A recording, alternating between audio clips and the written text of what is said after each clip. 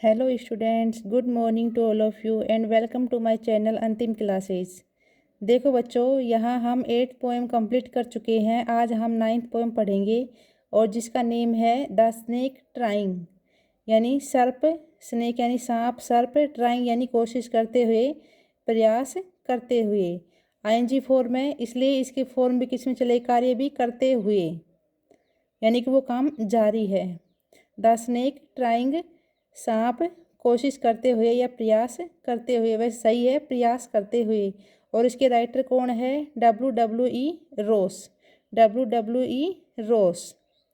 देखो इसमें राइटर ने एक सांप को भी, वैसे हम नेगेटिव नकारात्मक चीज़ मांगते हैं कि भाई स्नेक है वो हमारे फियर का कारण हो सकता है, हमारे डेथ का कारण हो सकता है, बट इस पोएम में राइटर ने स्नेक में भी पॉजिटिविटी देखी है और वो हमारे सामने रखी है कि ये नहीं कि सांप है वो हमेशा ही हमें नुकसान पहुंचाए, हमेशा ही हमारे डेथ का कारण बने।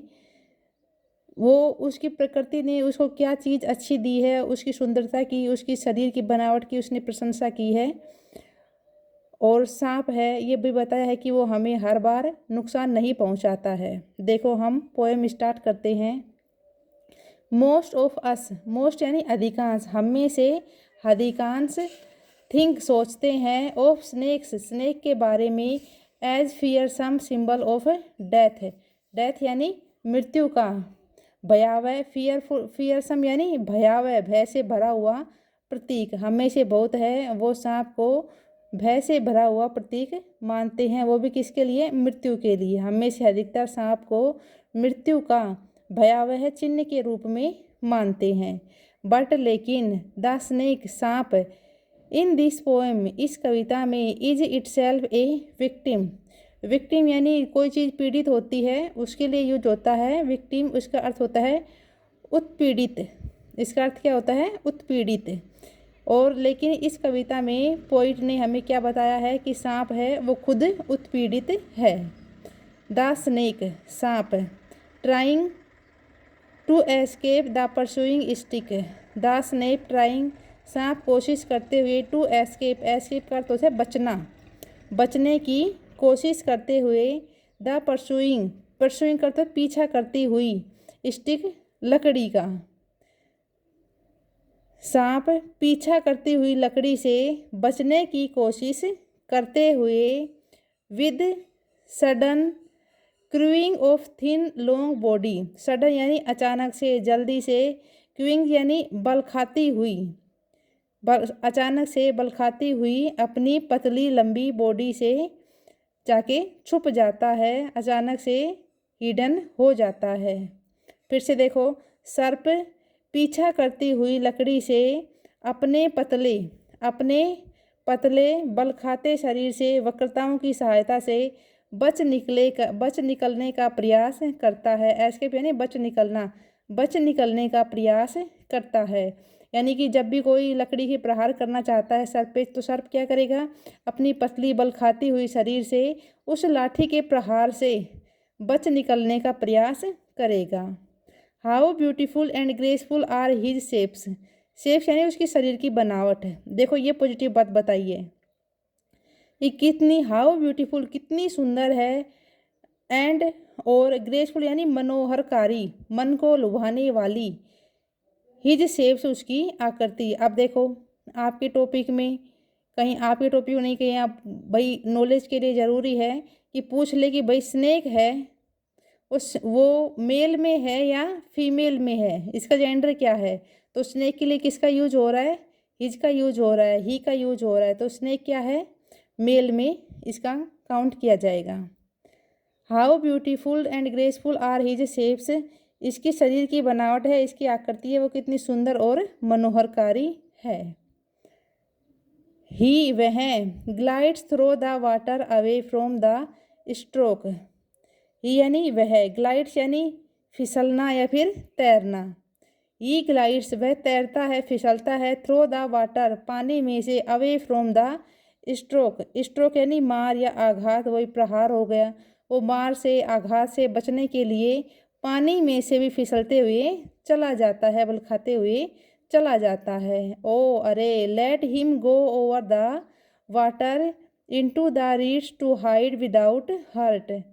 अब पोइट क्या कह रहा है, अरे लेट हिम गो, उसे जाने दो। पोइट क्या कह रहा है, उसे जाने दो। ओवर द वाटर, पानी के उस पार। इनटू द रीड्स, रीड्स का अर्थ होता है सरकंडा, सरकंडों में से होते हुए।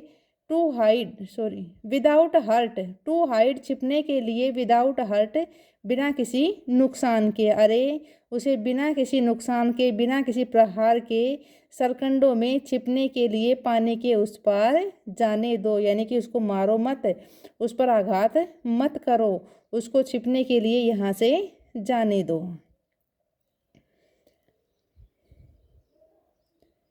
स्मॉल एंड ग्रीन, वह छोटा और हरा है। He is harmless even to children, क्या कह रहा है, हार्मलेस यानी होता है हानि रहित।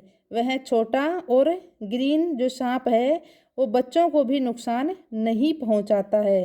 वो बहुत ही छोटा है, जो ग्रीन कलर का जो छोटा सा हरा सांप है वो बच्चों को भी नुकसान नहीं पहुंचाता है। अलोंग द सैंड, सैंड यानी मिट्टी, मिट्टी के साथ साथ। He lay until observe and crest away. He lay, वो लेटा रहता है, पड़ा रहता है। अंटिल, जब तक, कब तक। ऑब्जर्व, ऑब्जर्व यानी होता है ध्यान देना या उसे देखना।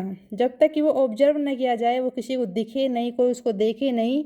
एंड और क्रेस्ट अवे, क्रेस्ट अवे का होता है उसका पीछा करके भगा देते हैं, उसकी तरफ हम दौड़ेंगे तो वो भी दौड़ेगा, तो पीछा करके भगा देना। रेत के साथ साथ, यहाँ पर क्या कहा है कि अलोंग द सैंड, रेत के साथ साथ वह पड़ा रहता है।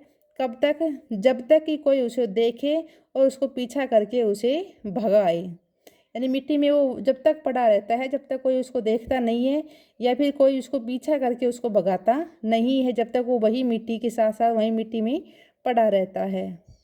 एंड और नाउ, अब, ही वेनिस, वेनिस यानी होता है गायब होना, छुप जाना, ओझल होना।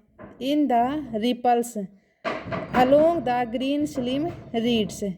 In the ripples, crest away, vanish गायब, रिपल्स यानी लहरों में, वेनिस यानी गायब होना, रिपल्स यानी लहरों में। अब वह लहरों में गायब होने लगता है। अलोंग द ग्रीन, ग्रीन यानी हरे, स्लिम यानी पतले, रीड्स, रीड्स का अर्थ अभी क्या बताया था, सरकंडों में। और अब वह हरे पतले सरकंडों के बीच की लहरों में ओझल हो जाता है। जो मिट्टी के धोरे होते हैं उन धोरे में उसी प्रकार से जाते हुए आगे जाके वो ओझल हो जाता है, यानी दूर जाने के बाद वो दिखाई नहीं देता है।